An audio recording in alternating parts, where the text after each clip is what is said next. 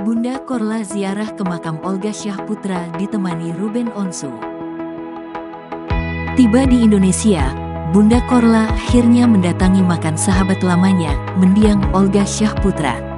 Kedatangan Bunda Korla di makam Olga Syahputra ditemani oleh presenter Ruben Onsu. Kedatangan Bunda Korla pun sempat mencuri perhatian warga setempat. Banyak yang berbondong-bondong mengikuti hingga meminta foto selebgram yang kini tengah digandrungi itu.